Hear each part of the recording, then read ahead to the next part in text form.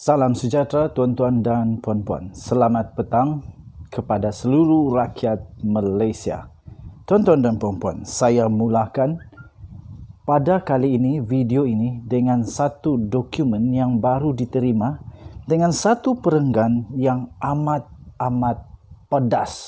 panas, menggemparkan, dan saya tak sangka ini berlaku di Amerika Syarikat di mahkamah untuk perbicaraan 1MDB. Tuan-tuan dan puan-puan, sila dekat-dekat kerana denyut nadi suara rakyat bergema di channel ini.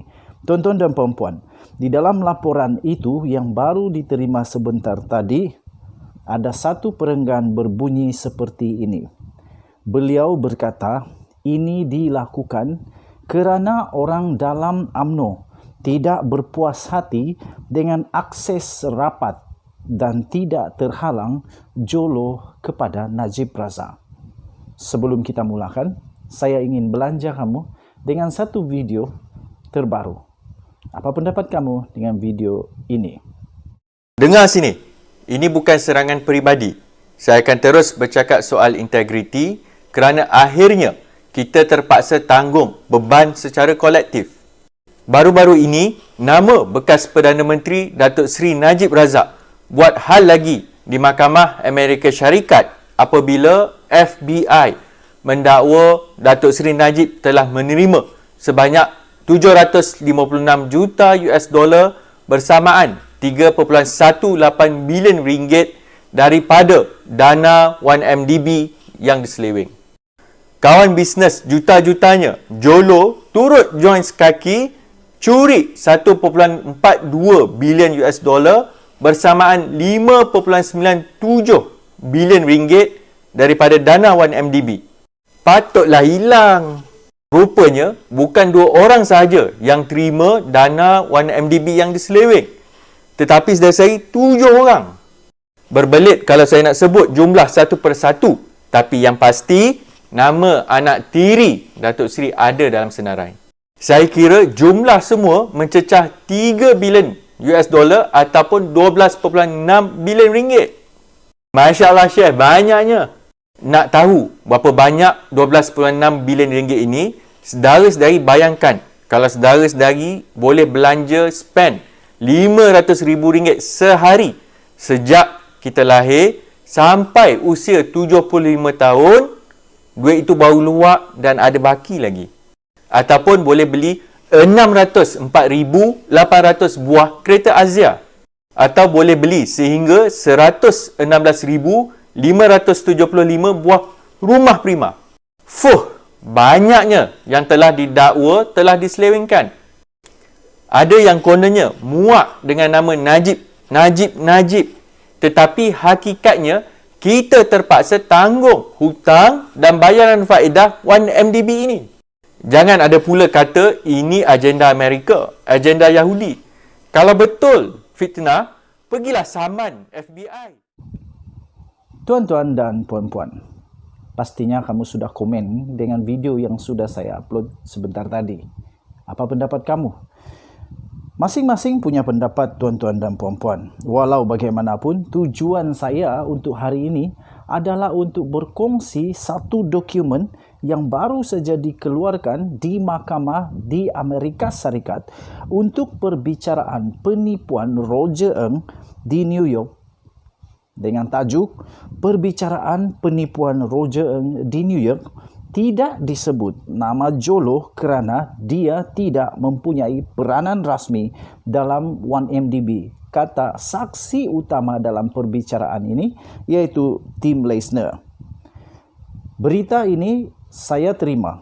Maklumat ini, dokumen ini diterima daripada satu laman web bernama theedgemarkets.com. Tuan-tuan dan puan-puan, diterbitkan pada 23 Mac 2022 kemarin. Beritanya seperti ini, saya bacakan kepada tuan-tuan dan puan-puan. Penglibatan pembiaya buruan iaitu Loh Teck Joe dalam 1MDB terpaksa disembunyikan daripada ibu pejabat Goldman Sachs di New York kerana dia dianggap sebagai orang luar tanpa peranan rasmi dalam syarikat pelaburan strategik itu. walaupun dia adalah pembuat keputusan utama kerana hubungannya dengan bekas Perdana Menteri Datuk Seri Najib Tun Razak, bekas Bankers Goldman dan juga bekas Bank Goldman dan juga Ketua Operasi Asia Tenggaranya, iaitu Tim Leisner, telah memberi keterangan sedemikian di minggu lalu di mahkamah di Amerika Syarikat. Tuan-tuan dan puan-puan, beliau memberitahu mahkamah bahawa dari semasa ke semasa sensitiviti mengenai penglibatan Jolo dalam skim itu, bank itu membantu 1MDB mengumpul sebanyak 6.5 bilion US dollar melalui 3 terbitan bond dalam tempoh 2 tahun.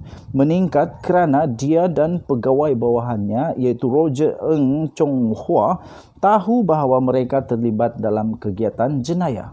Tuan-tuan dan puan-puan, Leisner menambah bahawa semua perjanjian Goldman dengan 1MDB akan terhenti sekiranya ibu pejabat mengetahui tentang penglibatan Jolo dalam 1MDB.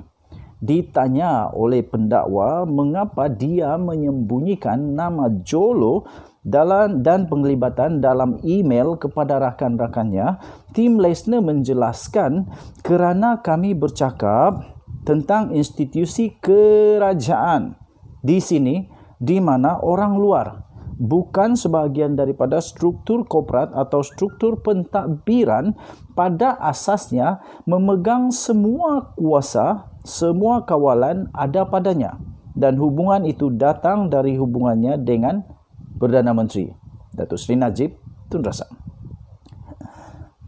Beliau berkata, sejak bermulanya skim mereka untuk menipu 1MDB dan mendapatkan berjuta-juta dolar sogokan untuk diri sendiri mereka sendiri adalah hampir tabu untuk membawa nama Jolo. Katanya, malah sebelum skim itu bermula, itulah sebab kami menjauhkan perkara itu daripada Goldman Sachs. Apabila skim dimulakan, sudah tentu sensitif, iaitu sensitivity hanya meningkat kerana sekarang kami tahu bahawa kami sebagai Roger dan saya di Goldman Sachs, kami tahu bahawa kami terlibat dalam aktiviti jenayah yang kami tidak mahu sesiapa untuk didedahkan, katanya. Dalam perbicaraan jenayah 1MDB dan tenor pada 2019, Ketua Pegawai Eksekutif iaitu Eksekutif 1MDB iaitu Datuk Syahrul Azhar Ibrahim Halmi juga telah memberi keterangan untuk menyembunyikan nama Jolo daripada sebarang surat menyurat yang melibatkan One Malaysia Development Berhad. Beliau berkata, inilah perenggan yang saya baca sebentar tadi.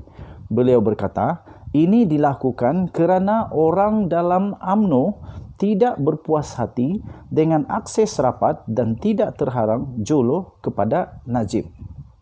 Soalan muncul di sini, siapakah orang dalam tersebut? Maksudnya, mereka tahu tentang kegiatan ini. Soalan kedua yang muncul ialah, kalau Jolo kalau Jolo menurut tajuk ini, kalau tidak mempunyai peranan rasmi dalam 1MDB, siapakah yang memainkan peranan rasmi dalam 1MDB tersebut? Tuan-tuan dan puan-puan, disambung semula, Jolo juga telah memberi amaran kepada Syahrul dan memberitahunya bahawa ia akan menjejaskan kedudukan Najib jika namanya didedahkan. Rupanya memang pada awal lagi 1MDB ini, kalau menurut laporan ini, bukan untuk memberikan kekayaan keuntungan kepada negara, tetapi memang dengan tujuan menipu dengan skim jenayah. Tuan-tuan dan puan-puan, disambung semula, memang masuk akal bagi saya apabila Jolo memberitahu saya bahawa penglibatannya perlu diketepikan supaya tidak menjejaskan kedudukan Najib dalam UMNO. Itu penjelasan dari 2010 dan seterusnya, dan saya terima penjelasan itu, kata Syahrul.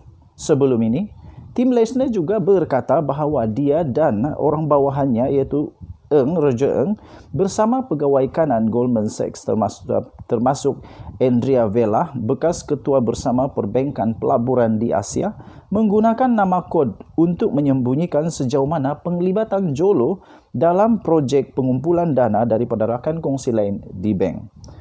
Katanya, sekiranya kami menaikkan namanya dalam kapasiti sebenar, kami tidak akan diluluskan oleh pegawai pengawasan Goldman, kata Tim Leissner.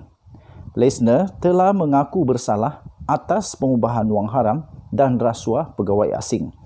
Ng, bekas ketua perbankan pelaburan di Malaysia, didakwa bersubahat dengannya untuk mencuci wang dan melanggar undang-undang anti rasuah Amerika Syarikat. Dia adalah satu-satunya bekas bank Goldman Sachs yang dibicarakan dalam skandal itu. Tuan-tuan dan puan-puan, saya akan membacakan bahagian kedua di dalam perbicaraan tersebut. Jangan lupa tekan butang like, subscribe dan share. Kita jumpa lagi. Bye-bye.